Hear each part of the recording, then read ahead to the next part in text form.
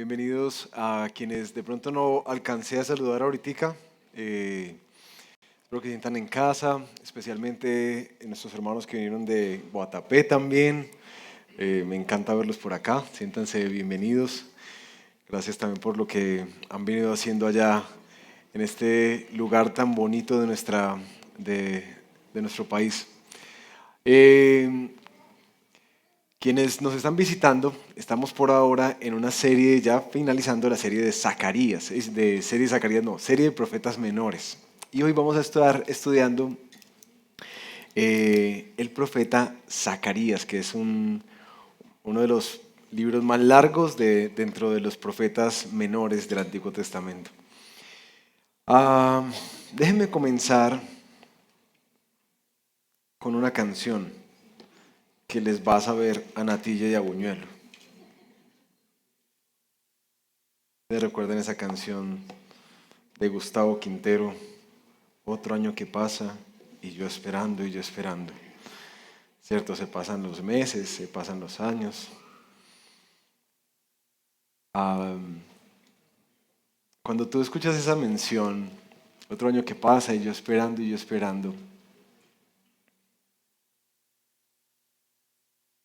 quiero que tengas ahí en la mente como que con qué te conecta. Otro año que pasa y yo esperando. Porque si hay algo propio del ser humano y de nosotros, especialmente en el Señor, es que tenemos muchas esperas. Muchas esperas. ¿Ya la tienes? ¿Ya tienes esa espera por ahí en mente? Económicas, relacionales, sentimentales, familiares, de sueños, anhelos profundos del corazón. Que ha pasado el tiempo y por alguna razón tú sigues esperando. Porque es que meternos, para poder entender el sabor de Zacarías, tenemos que meternos en los zapatos o en las sandalias de aquellos personajes para los cuales fue escrito. Y es un pueblo que está esperando mucho y se ha cansado de esperar. Por eso nombré esta predicación Esperanza para el que se ha cansado de esperar, Zacarías. Porque es que las largas esperas agotan, uno se cansa, ¿cierto? Se desanima, se desalienta. ¿De dónde viene esa esperanza, de esa desesperanza? Básicamente de algo en lo que tú has puesto quizás esfuerzos, anhelos y estás esperando frutos. Algo que tú anhelas y ansías con todo tu corazón, pero por alguna razón tus esfuerzos no han llegado a dar ese fruto o ese resultado. O cosas que tú quieres que cambien en tu vida, en tus circunstancias y no pasan. Cuando la desesperanza toca la puerta nuestra, pues claro, empieza a haber como un desánimo y una tristeza, la cual puede llevar hasta ¿dónde? Hasta una depresión. Cuando la desesperanza toca la puerta, después de esperar mucho y uno siente que nada cambia, también puede venir la amargura del corazón, y como el desazón, el despropósito, como que le falta sentido a la vida. Pero también la desesperanza provoca como un desenfoque, como cuando dice el dicho que el que no sabe para dónde va cualquier bus le sirve. Entonces como que uno empieza pues a hacer cualquier otra cosa y ocuparse y sí, como que pues vivamos y existamos hasta que mañana moriremos, ¿cierto? Como que en algún momento esto se acabará. Y sé que muchos de nosotros hemos vivido la vida por algunos momentos así. Especialmente si tú caminas con el Señor. Yo siento que a veces tenemos más esperanzas todavía. Como más cosas que queremos que Dios haga. Y muchas veces vivimos la desilusión, la frustración, el agotamiento de orar y cosas no pasan. ¿Les ha pasado? Uno dice, y entonces empiezan esas crisis de fe. Entonces, ¿qué? ¿Soy yo, Señor? ¿O dónde estás tú? ¿O es que te ocupaste por otro lado? ¿O qué fue lo que pasó? Claro, uno tiene que analizar esas esperanzas.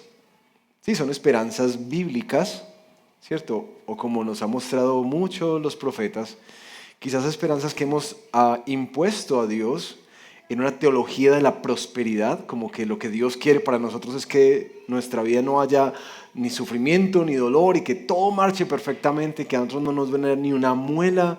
Y la verdad, como hemos hablado en las otras predicaciones, es difícil cumplir esa expectativa en un mundo caído. ¿Recuerdan eso? En un mundo caído. El texto de hoy entra a hacer una profecía para un pueblo que lleva mucho tiempo esperando, pero mucho.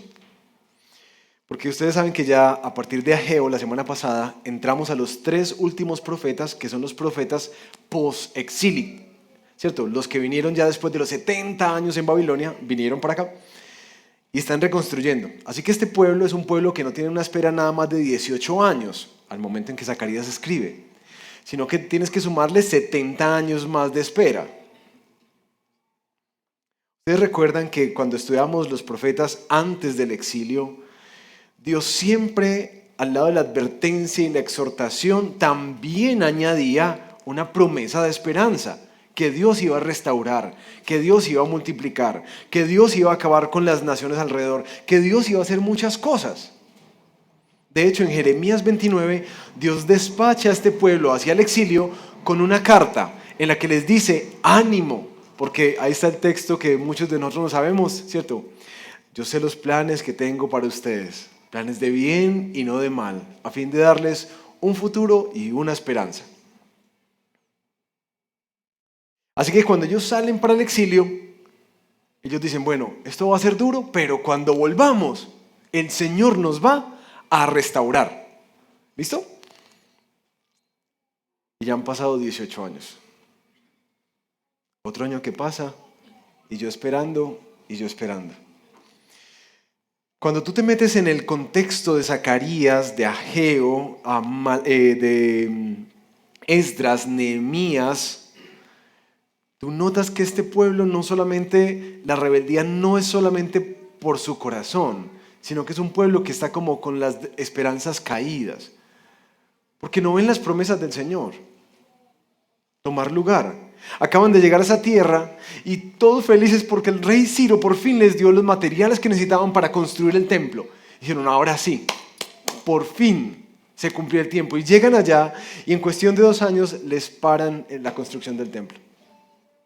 Porque hay opositores. Entonces llegan a una tierra no solamente destruida, sino que llegan con oposición. Y entonces como, ¿y qué pasó? Claro, cuando el rey de Persia habla, pues ellos tienen que obedecer, ellos paran. Y paran por 16 años la construcción del templo, que fue lo que estudiamos la semana pasada con Ageo. Ambos profetas llegan casi al tiempo, a este periodo de 18 años después de que ya regresaron. El pueblo está agotado. Y eso que vimos en Ageo, de que ellos están enfocándose en sus casas artesonadas y todas esas cosas, ahora al estudiar Zacarías es mucho más claro. ¿Por qué? Porque como dijimos ahorita, la desesperanza también produce desenfoque. Pues ¿en qué nos ocupamos? Pues en lo que haya por ahí, que nos haga medio felices y que nos anime mientras tanto. Porque este mundo está muy fregado. Pues entonces enfoquémonos en eso. A diferencia de Ageo, Zacarías, porque Ageo es muy exhortativo, ¿no? Fue duro ese Ageo, duro al exhortar al pueblo con una esperanza, pero fue una exhortación fuerte. A diferencia de Ageo, Zacarías tiene como un corazón un poco más pastoral en el sentido en que se pone como en los zapatos de ellos y los va a animar, poniendo sus ojos y su mirada en la futura promesa del Señor. Pero no solamente eso, sino que como veremos hoy, y aquí está la división de este gran libro de 14 capítulos, no sé cómo voy a hacer hoy, 14 capítulos para meterlos en una sola predicación, vamos a ver que Zacarías va a llevarnos especialmente a ver cómo es que Dios le da ánimo y esperanza al que se ha cansado de esperar. Y Dios les va a animar al ver el pasado, a exhortar en acciones en el presente y a observar la esperanza hacia el futuro. ¿Sí? Pasado, presente y futuro. Eso es lo que vamos a ver aquí en el libro de Zacarías. ¿Qué tal si me dejan orar y entramos a este misterioso libro? Ay, mi Señor.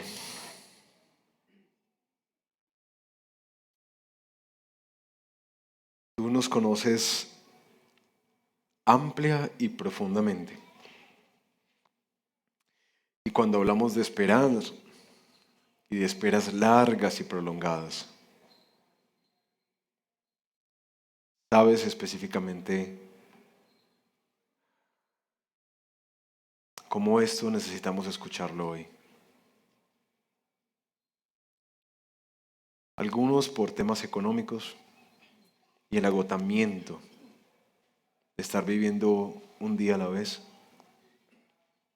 Otros por temas relacionales con hijos, padres, esposos, esposas. Cosas que te hemos pedido a ti, Señor, y que parecen no estar sucediendo. ¿Sabes cuántas oraciones se han levantado por salud? Y algunas parecieran agravarse, de hecho. Así que tú sabes que necesitamos escuchar esperanza hoy, Señor. Venimos a ti y nos ponemos delante de tu palabra para que nos hables. Déjanos ver cómo es que tú quieres animarnos al recordar lo que has hecho, pero también exhortarnos a mantener nuestra fidelidad a ti, pero también darnos ánimo y esperanza al recordar que muchas cosas ya las has cumplido. Y eso de hecho es el aliciente y el ánimo para vivir esperanzados en esta vida por las cosas que aún faltan por cumplir. Eso te lo pedimos, Señor. Danos una perspectiva bíblica de la esperanza que tenemos al caminar con Jesús. Amén. Amén. Bueno, queridos, contexto de este libro de Zacarías. Algunas notas importantes, como les decía, el profeta más largo dentro de los profetas menores, que los pusieron así porque eran chiquitos, no porque su mensaje no era importante, era porque eran más chiquiticos que los grandes profetas. Es uno de los libros que varios califican como más oscuros del Antiguo Testamento, de más difícil interpretación. ¿Cierto? Que es compleja específicamente porque es el libro, junto con Daniel, que tiene más imágenes como apocalípticas y escatológicas, es decir, de la salvación final y de la redención final del pueblo de Dios. Así que tiene muchas imágenes mezcladas, no sigue como un patrón, hay como un desorden de figuras, entonces es difícil estudiar este libro. Es el libro también que más se cita en el Nuevo Testamento referente a Jesús. Es el que tiene más profecías acerca de cómo iba a venir, qué iba a pasar con él, cómo iba a ser sacrificado, que espero poder verlas hoy. Pero algo que yo quiero que tú sepas es que este libro de Zacarías particularmente es el libro más cristológico de todos esos profetas menores. Es decir, el mensaje central tiene que ver con la llegada del rey mesiánico, es decir, de Jesús. Un poquitico de introducción, ¿quién lo escribe? Este profeta es Zacarías, en el capítulo 1, versículo 1. En el 8º mes, 2º año de Darío, vino la palabra del Señor al profeta Zacarías, hijo de Berequías, hijo de Ido, diciendo, y ahí ya nos va a dar el mensaje. Algo muy interesante de este profeta es que se nos dice cómo muere. Porque de hecho cuando Jesús se levanta en la serie de Mateo que vimos, se levanta a juzgar a los líderes religiosos, les dice que ellos van a ser responsables desde la sangre del justo Abel hasta Zacarías, hijo de Berequías, a quien mataron entre el tabernáculo y el atrio. O sea, pareciera que este mensaje tan esperanzador no terminó muy bien al final de sus días. Otro tema muy particular de este libro de Zacarías es que am, las fechas son un poquitico difíciles de entender porque el libro literalmente se parte en dos, desde el capítulo 1 hasta el capítulo 8 y después del capítulo 9 al capítulo 14. Literalmente es en dos. Y como la segunda parte del libro cambia en su estilo, en su forma y aún en su mensaje, varios han pensado que quizás esta es una compilación de otro profeta que juntaron con Zacarías. Sin embargo, no hay un consenso entre los estudiosos, por lo cual se asigna a que quizás el libro de Zacarías es una profecía temprana que sean los 2 primeros años, que van a ser del 1 al 8, una profecía temprana, que algunos especulan que quizás fue casi un adolescente, un joven de 17, 18 años, se le dio esa profecía. Y que la segunda parte es una profecía ya más tardía en la etapa de la vejez de Zacarías. ¿Listo? Como datos curiosos de este libro. Ahora, ¿para qué? Zacarías alienta a terminar el templo, pero también alienta al pueblo a esperar a el renuevo, el Mesías prometido.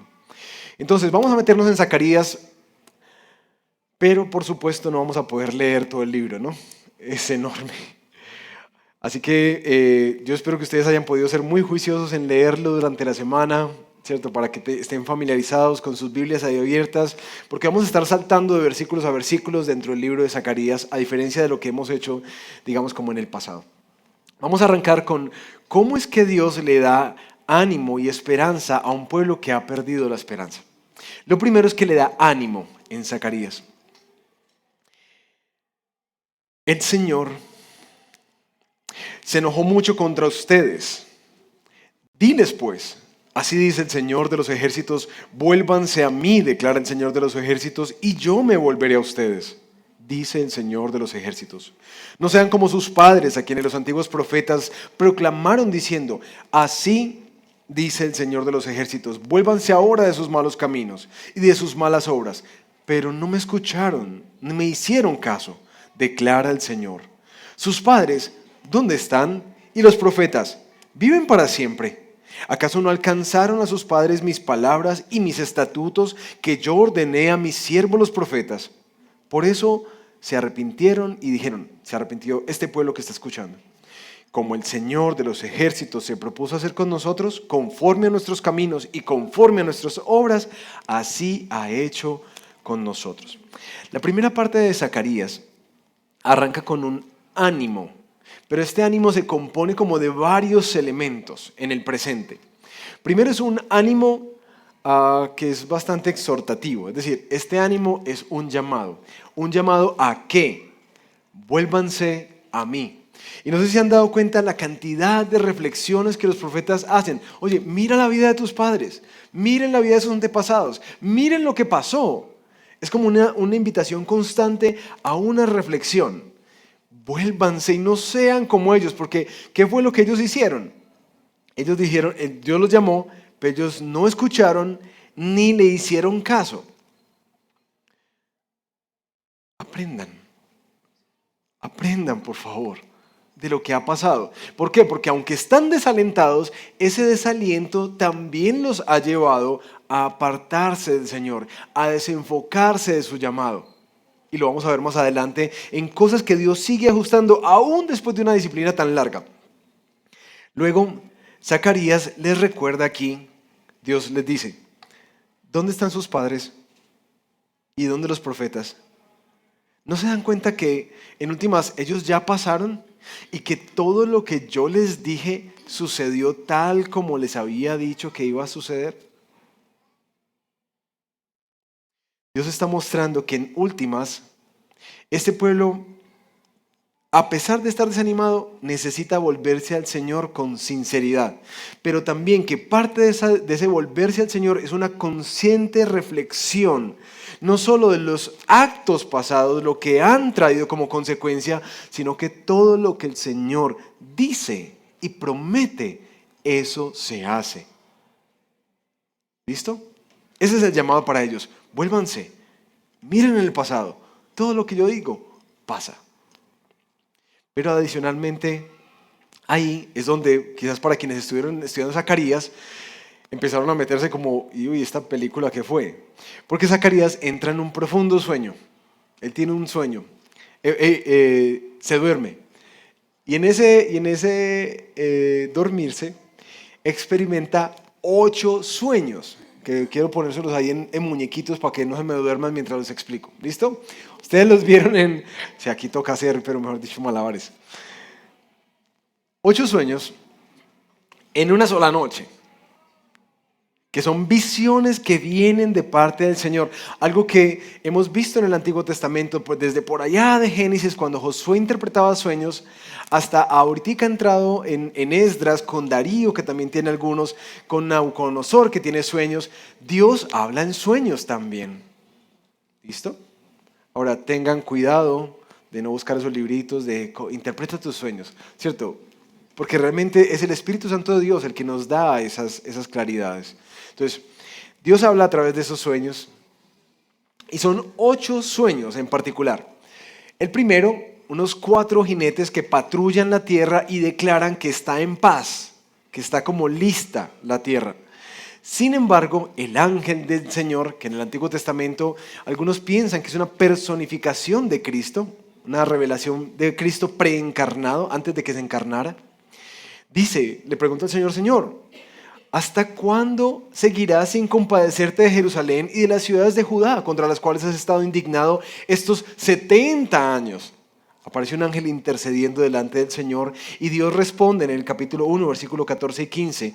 Así dice el Señor de los ejércitos, estoy celoso en gran manera por Jerusalén y por Sión, pero yo estoy muy enojado contra las naciones que están confiadas, porque cuando yo estaba un poco enojado, ellas contribuyeron al mal. Es decir, yo estaba enojado, pero ellas se excedieron por mucho. Por tanto, así dice el Señor, me volveré a Jerusalén con compasión, y en ella será reedificada mi casa, declara el Señor de los ejércitos, y el cordel será tendido sobre Jerusalén. Después aparece otra visión de 4 cuernos y 4 artesanos, que el texto nos explica que se hace referencia a estas naciones que se levantaron para hacer juicio y destruir al pueblo de Dios, es decir, los asirios y los babilonios. Recuerden que en este momento estamos en los persas, ¿sí? Los asirios y los babilonios se levantaron y ahora los persas vienen como artesanos a acabar y a ejecutar el juicio contra esas naciones, porque Dios así lo ha dicho. Ahora es muy importante recordar en qué momento se los está diciendo, porque si tú te das cuenta, aquí están teniendo visiones Zacarías de cosas que ya pasaron. ¿Sí se dieron cuenta de eso? Ya pasaron. Ya pasaron los 70 años. Ya pasó el juicio sobre los asirios y sobre los babilonios. Ya pasó, porque los persas son los que están gobernando. Entonces, cosas que ya pasaron. Después viene el cuarto sueño, la visión del sumo sacerdote. El cordel, que muestra esta promesa de la restauración futura del Señor a Jerusalén. Y esta promesa tan bonita, capítulo 2, versículo 4. Sin muros será habitada Jerusalén a causa de la multitud de hombres y de ganados dentro de ella. Es decir, había tanta gente que no habrá necesidad de esos muros. Pero dice el versículo 5, porque yo seré para ella, declara el Señor, una muralla de fuego en derredor y gloria seré en medio de ella. Dios les promete a este pueblo, a pesar de la exhortación que les acaba de dar, les recuerda que Él los va a restaurar. Visión número 4. El sumo sacerdote Josué y el ángel del Señor. Mis hermanos, esto es toda una serie de exposiciones, Zacarías, porque hay tanto acá. Pero aquí en particular en esta visión aparece el sumo sacerdote sucio, que quienes conocen el Antiguo Testamento, eso era una abominación, que el sumo sacerdote se presentara delante de Dios sucio. La cantidad de veces que se tenía que lavar para poder entrar tras cada sacrificio era increíble. Así que para los judíos que están escuchando eso, como que, ¿cómo que estaba sucio? Y Satanás lo está acusando. Y sale este ángel a decirle, este es un tizón arrebatado. Un tizón arrebatado. Y muestra en Zacarías capítulo 3, versículo 8 al 10, la aparición del personaje protagónico de todo el libro, el renuevo. Escucha ahora, Josué, sumo sacerdote, tú y tus compañeros que se sientan ante ti, que son hombres de presagio, pues yo voy a traer a mi siervo el renuevo. Porque la piedra que he puesto delante de Josué, sobre esta única piedra hay 7 ojos, símbolo de la perfección y la visión completa de Dios. Yo grabaré una inscripción en ella, declara el Señor de los ejércitos. Y miren qué hará en ese día. Quitará la iniquidad, es decir, el pecado de esta tierra en un solo día. Aquel día, declara el Señor de los ejércitos, convidará cada uno a su prójimo bajo su parra y bajo su higuera. Y uno se pregunta como que, ahí está como lo raro, como que, ¿me estás hablando de lo mismo o este renuevo quién es? Y es lo difícil de la interpretación de Zacarías, porque es como un juego de un presente, de un futuro cercano y un futuro lejano para ellos. Pero empieza a meter estas imágenes claras de, ok, ¿cómo nosotros ahorita en el Nuevo Testamento entendemos que es quitada la maldad de la tierra en un solo día? En Cristo, en Cristo. De hecho, Hebreos 10:14 nos dice, porque con un solo sacrificio ha perfeccionado Dios para siempre a los que han sido santificados.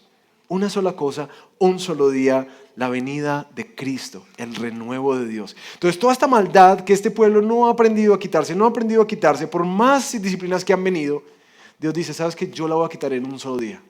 Y no solamente la del pueblo, la de la tierra. Aparece la quinta visión, que es un candelabro y 2 árboles de olivo que surten como de aceite el candelabro. Y esta visión representa la presencia y el poder del Espíritu Santo que capacitará a Zorobabel, que es el gobernante en ese entonces, para completar la reconstrucción del templo. Ven que las visiones siguen girando en torno ya no solamente al pasado, sino a lo que está haciendo Dios en el presente. Y luego viene el capítulo 6, la visión número 6, la visión del rollo que vuela, que simboliza esta maldición de Dios en la cual Él va a erradicar la maldad de la tierra, porque todos los ladrones y los que juran por su nombre serán exterminados. Ese rollo representa el juicio de la ley de Dios sobre la maldad. ¿Vale? 7. Dios viene como a purificar. Y esta visión de la mujer que está sentada dentro de una efa o de una canasta y que unos seres se la llevan volando hacia la tierra del norte. Uno lee eso y uno es como que, ¿y aquí qué? Y aquí me perdí. Es una imagen de cómo Dios está tomando el pecado y lo está conteniendo el pecado y se lo está llevando, mejor dicho, no lo está llevando, se lo está enviando a la tierra del norte, que representa a Babilonia, como un elemento de juicio contra ellos. Y por último, la octava visión son 4 carros de nuevo, que salen ahora a ejecutar un juicio de Dios sobre la tierra, y esto sugiere como el cumplimiento final y completo de la obra de juicio sobre las tierras del norte, pero también apunta sobre la obra de juicio que Dios hará en el futuro. ¿Se imaginan con el dolor de cabeza que se levantó Zacarías después de esas 8 visiones?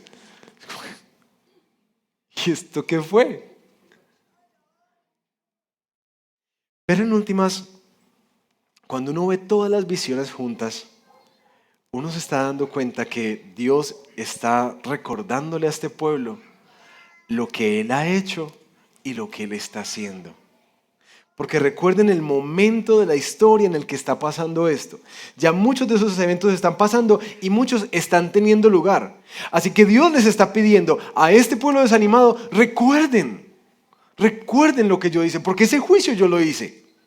Pero también esa limpieza la hice. Ese arrancarnos del pecado lo hice. Esa reconstrucción la estoy haciendo. ¿Y por qué es tan importante para alguien que está cansado y desesperanzado, agotado de esperar? ¿Por qué es tan importante recordar y ver lo que Dios ha hecho y lo que Dios está haciendo? ¿Por qué? La esperanza para el cansado no es una esperanza como suelta en el aire. ¿Sí me entiendes? Como cuando uno tiene un amigo y está como desanimado, como que, no, pero anímese, vea que esto se compone. O sea, pero hey, dame más. ¿Sí me entiendes? Como que, ¿pero se compone qué? ¿Y cómo? ¿O por dónde? Y aquí hay algo estratégico y hermoso de parte de Dios que le está permitiendo a ver a este pueblo desalentado que Él sí ha venido obrando y que Él está obrando. Ahora, ¿por qué es tan importante para nosotros en nuestras largas esperas empezar primero por ahí? No sé si se han dado cuenta que en la desesperanza uno siempre está evaluando como algo que anhela, pero que no está teniendo, o que no está alcanzando, o que no está pasando. Pero muchas veces es muy frecuente para nosotros que no podemos ver lo que Dios ha hecho y está haciendo por estar sufriendo por lo que aún esperamos de Él. Así que el primer paso para salir de esa desesperanza es esto, mirar hacia atrás. ¿Qué es lo que Dios ya ha hecho? Porque es lo que le está pidiendo a este pueblo. Oye, recuerda. ¿Tú recuerdas todo lo que pasó atrás? ¿Recuerdas que yo lo prometí? ¿Y recuerdas que pasó? Fueron 70 años y te dije que ibas a venir a reconstruir y pasó. Recuerda. Ahora mira lo que está pasando. Y ánimo para adelante. Ahí aparece una visión que es como algo extraño y los comentaristas les ponen como un apéndice, que es la coronación simbólica del sumo sacerdote Josué, que es la promesa de ese renuevo. Y nuevamente aparece capítulo 6, versículo 12. Así dice el Señor de los ejércitos, vendrá un hombre cuyo nombre es renuevo. Porque Él brotará del lugar donde está y reedificará el templo del Señor. Sí, Él reedificará el templo del Señor y Él llevará gloria y se sentará y gobernará en su trono. Será sacerdote sobre su trono y habrá consejo de paz entre los dos oficios. Y aquí hay mucho de la cristología, porque en últimas le está diciendo, le está poniendo los ojos de este pueblo, no solamente en el pasado y en el presente, sino que está poniendo sus ojos en una persona. Alguien que se le llama aquí el renuevo. El renuevo. Y Él es el que va a construir la casa del Señor. Él es el que va a traer de nuevo la gloria del Señor. Él es el que va a restaurar la relación con el Señor. Y Él va a ser profeta, rey y sacerdote. Y que los dos oficios serán uno. Mis queridos, ¿cuáles son los oficios que Jesús tiene en el Nuevo Testamento? Esos. Rey, profeta y sacerdote. Todo el libro estaba entre sus líneas apuntando a una esperanza más grande. ¿Y qué importa esto para el desalentado? Y es muy importante porque si tú estás conectando el desaliento en la espera con que te salga la platica para el negocio o el negocito para el carro o que si por fin te ganes el premio de la empresa o que salga la plata para poder hacer ese viaje que tanto estás soñando hacer. Si tú estás esperando eso, déjame decirte, esto no son las profecías ni las esperanzas de las que la palabra del Señor está hablando. Él está hablando de ese desazón del que hemos estado estudiando dentro de los profetas, con la maldad, con la injusticia, aún con nuestro propio pecado, que uno dice como, ¿hasta cuándo, Señor? ¿Hasta cuándo va a pasar esto? No es hasta cuándo me vas a dar el carrito ni la casa, no es eso, ¿sí? Para aclarar. Y solamente en eso es que tiene sentido, como que claro, es que necesitamos a un gobernante. Y nosotros podemos identificar mucho esto porque cuando nosotros tenemos malos alcaldes, malos gobernantes o malos presidentes desde nuestra perspectiva de turno, nosotros siempre estamos anhelando que venga el que sí va a hacer esto. Y eso es lo que está apuntando a él, que esos anhelos profundos del corazón van a ser resueltos con el renuevo, que Él es el que tenemos que esperar, es decir, a Cristo, el que reedifica la casa del Señor. Ahora, en el capítulo 7 han pasado ya 2 años. En el 4.º año del rey Darío vino la palabra del Señor a Zacarías, el 4.º día del mes 9. ¿Qué es lo que pasa en esta narración? Resulta que para este tiempo Ya han pasado muchísimos años. Y ellos habían tenido una práctica de estar ayunando y llorando en unos meses en particular. Así que los de la aldea de Betel enviaron a unos personajes a implorar el favor del Señor y preguntar a los sacerdotes que eran de la casa del Señor de los ejércitos y a los profetas: ¿debemos llorar en el mes quinto y abstenernos como lo hemos hecho durante tantos años? ¿Cuántos años? Al menos hasta aquí. 70 más 18 más 2. Tenemos que seguir haciendo esto. Y es que ellos habían tenido la costumbre de empezar a llorar y hacer un ayuno en las fechas en las que el templo se destruyó, junto con otras festividades en particular, y lo cogieron como, bueno, tenemos que afligirnos, ayunar, abstenernos de. El Señor responde a esa pregunta de este pueblo cansado. Ustedes cuando ayunan, todo este tiempo, en verdad ayunaron por mí. Porque el ayuno es una manifestación en la que yo dejo cosas que quiero, me gustan y anhelo, que son vitales para mí, para mostrar mi compromiso completo y radical con una búsqueda del Señor. Para decirle que Él es más importante que la comida. Y Dios le está diciendo: todos estos años, ustedes hicieron eso por mí. ¿Por qué? Porque Dios sabe que no fue así. De hecho, les recrimina esas fiestas solemnes que ustedes hacen. Eso no fue para su provecho. Aprovecharon fue para enrumbarse. Pero eso no es para mí. Esas festividades religiosas que ustedes, eso no es para mí. Y aquí aparece en capítulo 7, versículos 8 al 14, una exhortación de parte del Señor. Entonces vino la palabra del Señor a Zacarías. Así ha dicho el Señor de los ejércitos: juicio verdadero juzguen, y misericordia y compasión practiquen, cada uno con su hermano. No opriman a la viuda, al huérfano o al extranjero, ni al pobre, ni tramen el mal en sus corazones unos contra otros. ¿Qué es lo que le está diciendo? Lo mismo que Isaías 58. Eso no es el ayuno que yo quiero. Porque uno puede tener todas las tradiciones correctas acompañadas de una actitud y una motivación incorrecta. Aquí lo que se está diciendo es: mira, yo no quiero esos sacrificios, yo quiero su corazón, que practiquen misericordia, que se vuelvan a comprometer con el pacto, de hacer lo que es justo, lo que es recto delante del Señor. Eso es lo que quiero, no sus fiestas, ni sus tradiciones, ni todas las cosas, porque mucho de eso no lo hicieron para mí. Y es una exhortación que aparece muchas veces en las Escrituras. Y nos pone a nosotros a pensar, entonces, si lo que hacemos en nuestras prácticas religiosas, si las hacemos para el Señor. ¿Qué practicamos nosotros? Muchísimas cosas. Muchas cosas que muchas veces, mis queridos, son a veces como transaccionales con el Señor.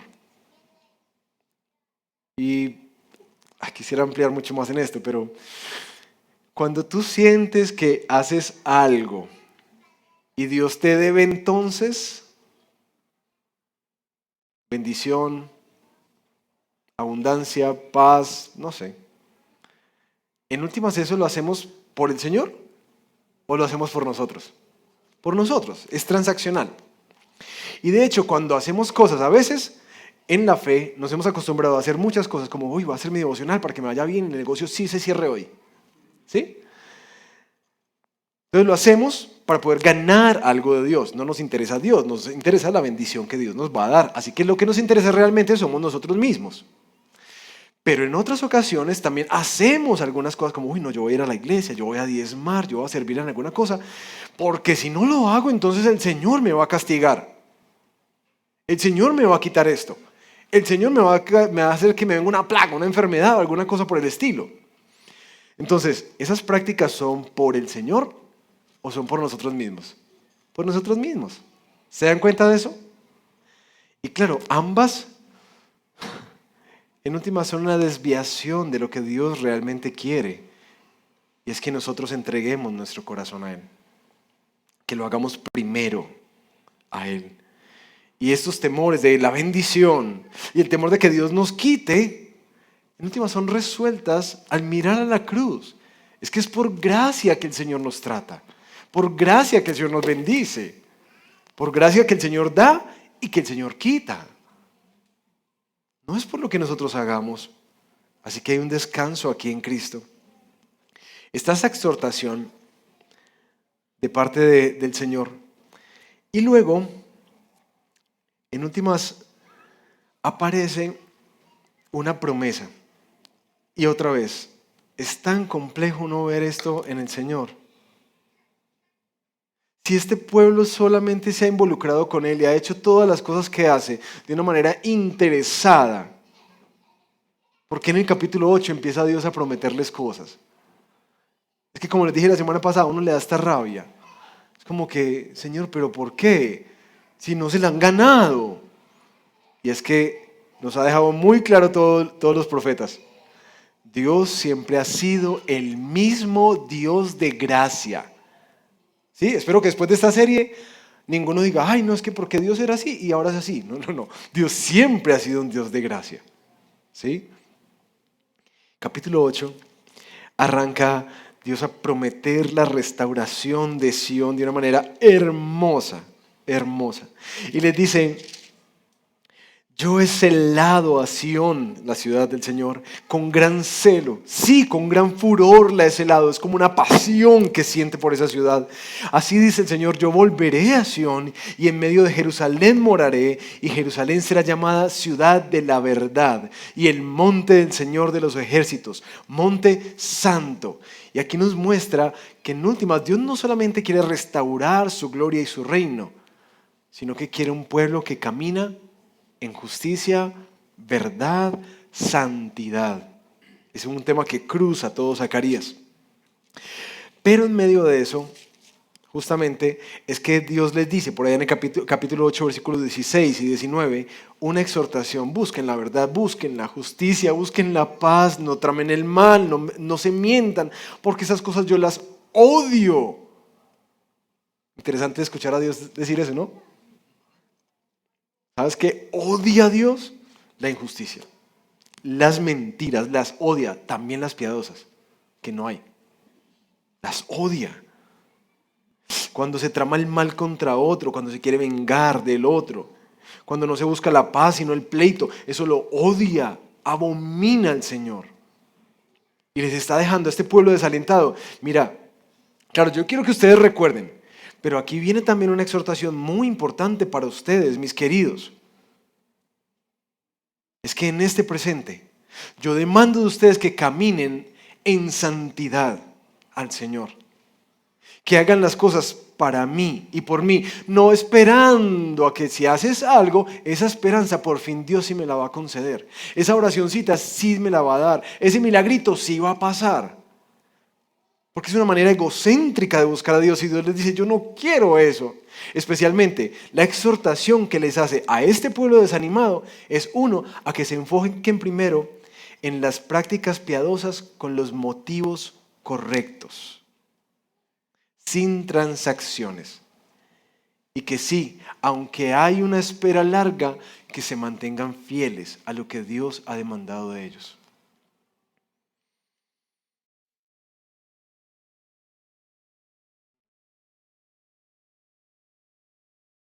No sé si aquí uno necesitaría parar un momentico para reflexionar. ¿Cómo es que alguien desesperanzado necesita ser exhortado también? Porque cuando uno ve a un amigo desesperanzado, desanimado, uno dice, no, como que vamos, no sé qué. Pero es cierto que hay veces que hay que jalarle la oreja. Cierto que hay veces se nos tienen que jalar las orejas también. Y eso es lo que Dios está haciendo aquí. Sí, claro, mira, yo he estado orando, pero lo segundo que hace es exhortarlos como que, oye, revísate también. Porque tienes expectativas erradas y equivocadas, egocéntricas profundamente. Cuando de hecho el reino de Dios y su justicia se trata del otro.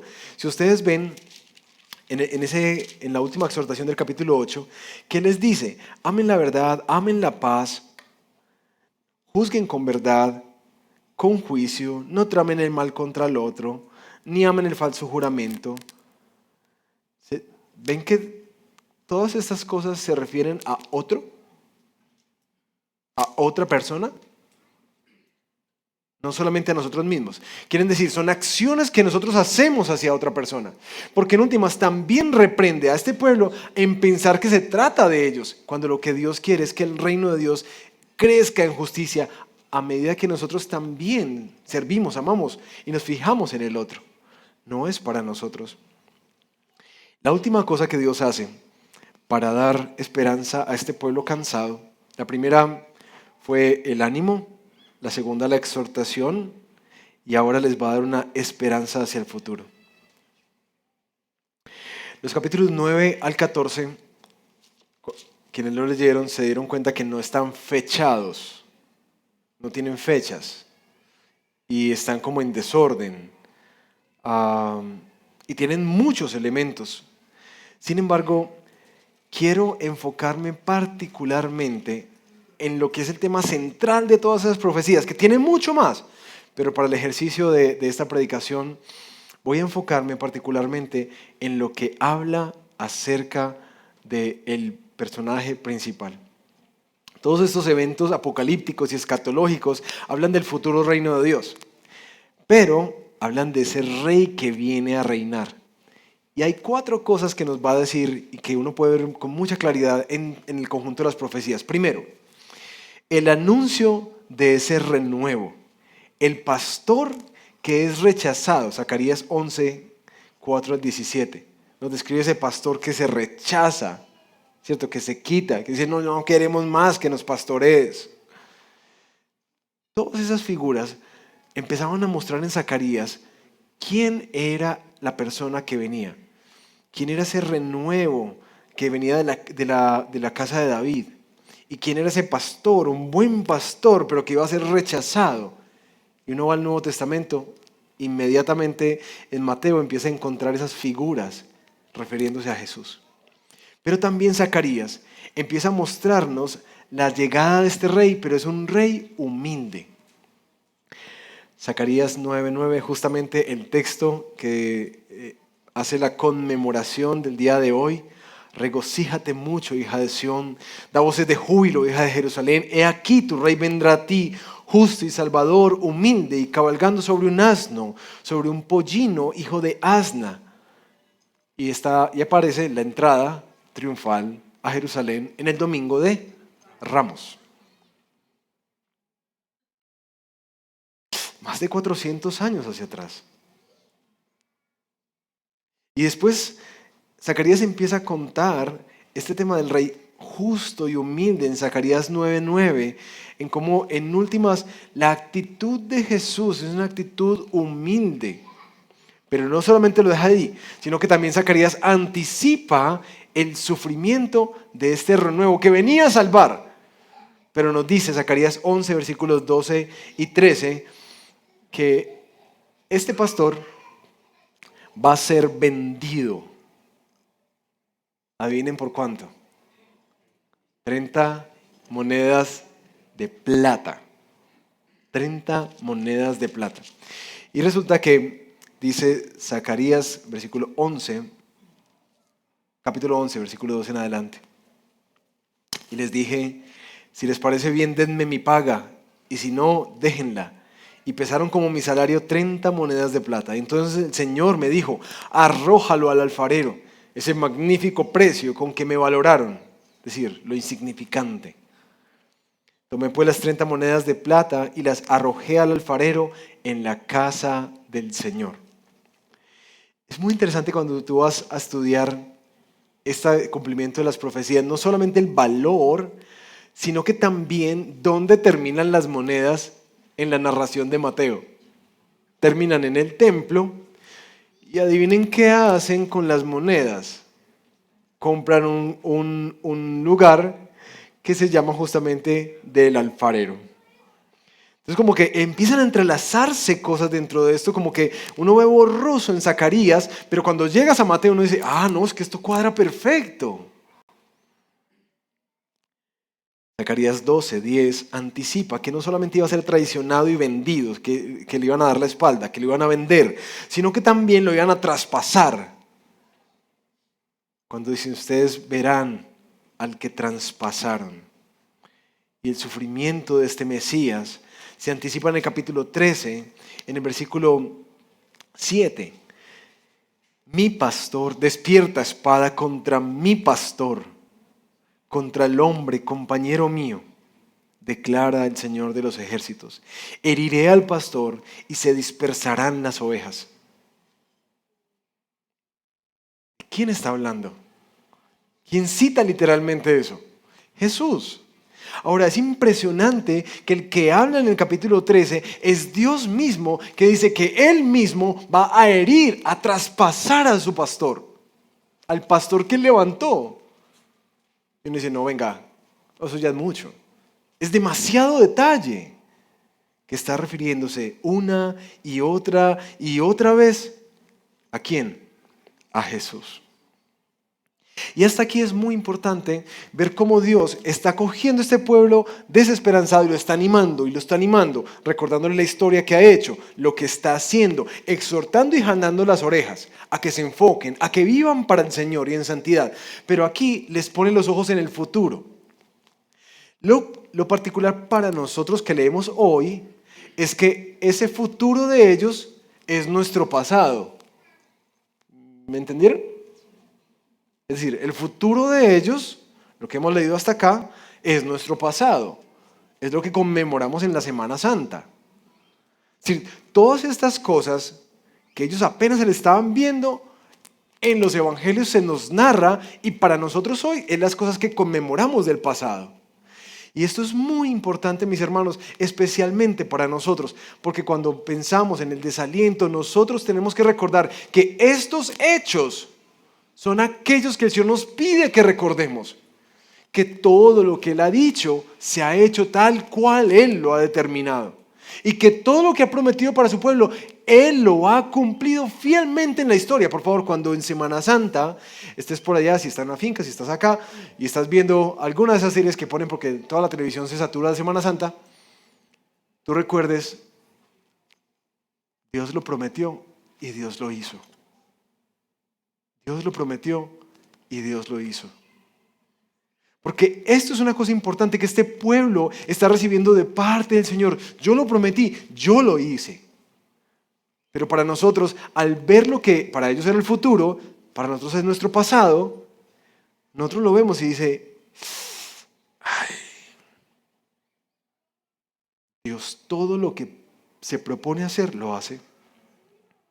Dios todo lo que prometió acerca de Cristo se cumplió al pie de la letra. Dicen que son más de 350 profecías en el Antiguo Testamento que se refieren a la vida de Jesús. Todo al pie de la letra. Así que para nosotros, así no hayamos caminado con Cristo, es un aliciente para una confianza ciega en el Señor. De que lo que Él dice lo hará. ¿Y por qué es tan importante eso? Por cómo termina el texto. Porque al final, los últimos 2 capítulos de Zacarías hacen un enfoque en cómo Dios va a triunfar.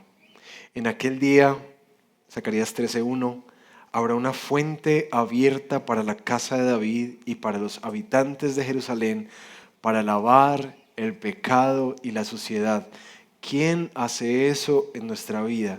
Quien quita el pecado y la maldad una y otra vez, una fuente constante sobre nosotros, el Hijo de David, Jesús.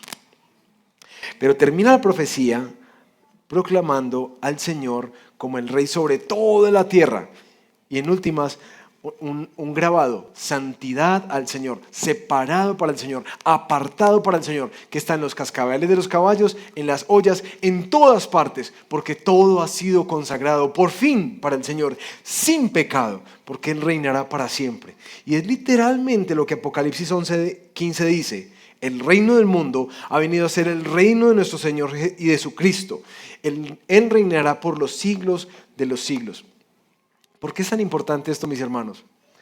Cuando nosotros vemos las profecías apocalípticas, lo que viene hacia adelante, yo no sé si ustedes son tan pecadores como yo, pero a mí me ha costado mucho a veces como que, ¿será que, Señor, pues va a pasar? ¿Y cuándo es que va a pasar? ¿Y por qué nos hemos demorado tanto? Y esta espera está muy larga. ¿Cierto que sí? Y más viendo el mal rampante en la tierra, uno como que, Señor, ¿cuándo va a ser? Y el corazón empieza a desfallecer. ¿O no? ¿O no? Es así.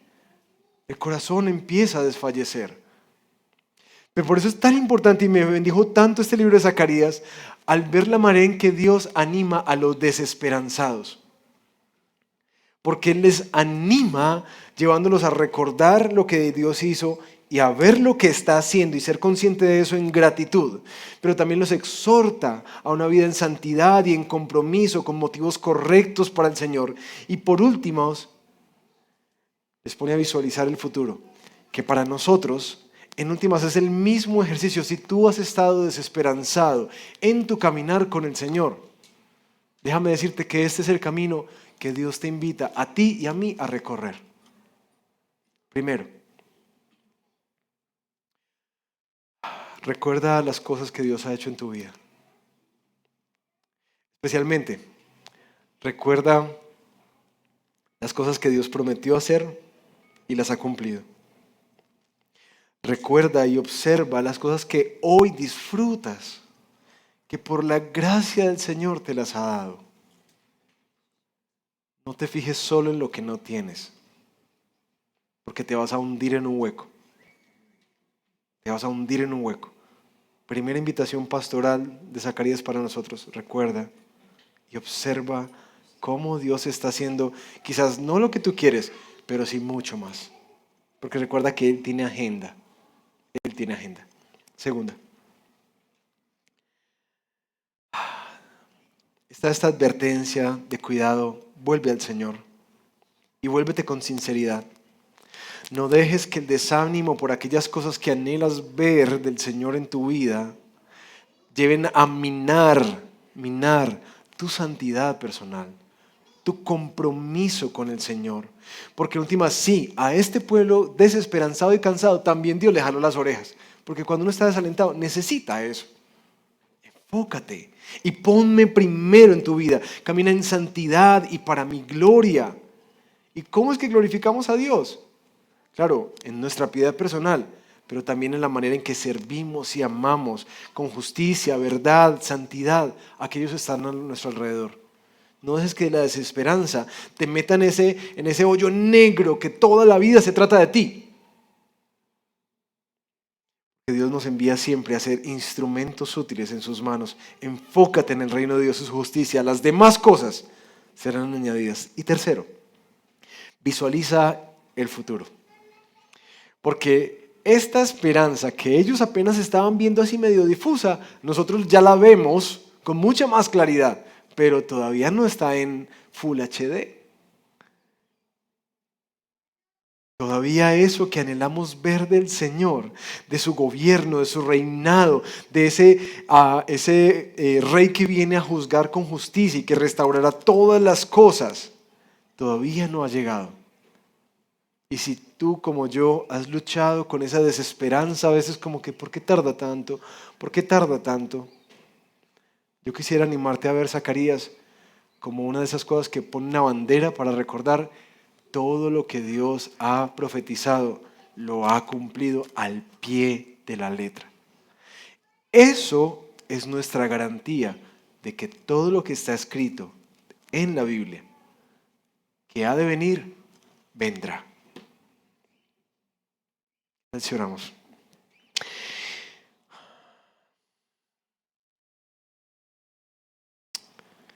Señor, comenzamos con esta canción, otro año que pasa y yo esperando y esperando.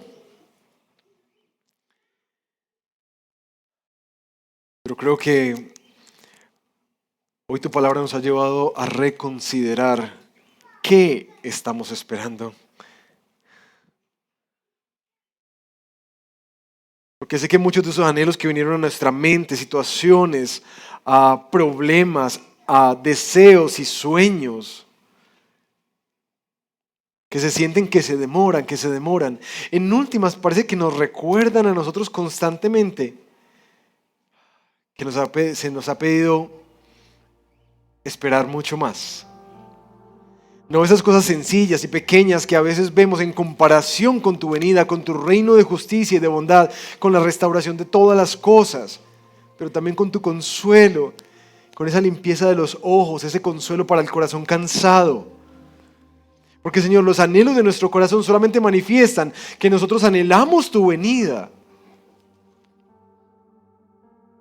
Porque la plata es incierta, las relaciones son inciertas, los hijos son inciertos, los negocios son inciertos, los viajes se acaban, todo, Señor,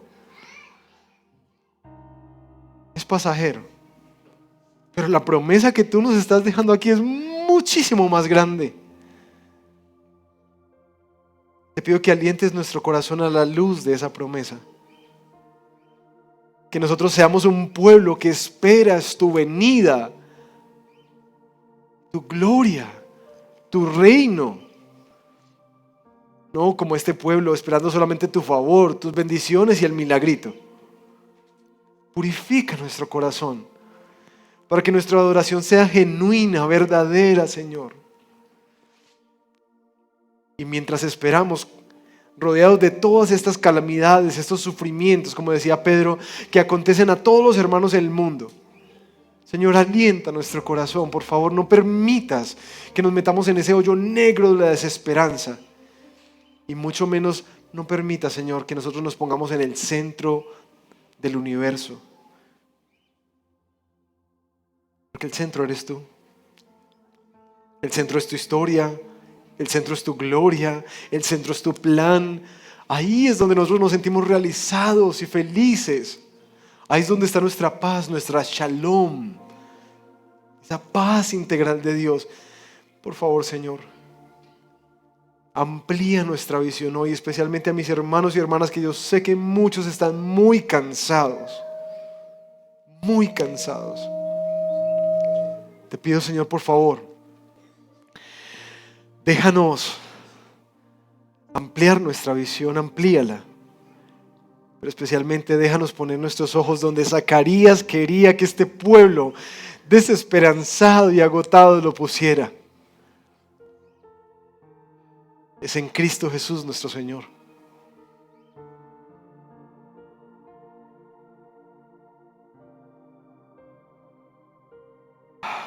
Eso es lo que te pedimos, Padre. Para hoy, para mañana, junto con este anhelo que terminan las Escrituras. Si esto es así, ven, Señor Jesús, porque eres tú lo que anhelamos. Eres a ti a que esperamos. Eres tú, Señor, el tesoro de nuestra vida. Ven, Señor Jesús. Amén. Amén.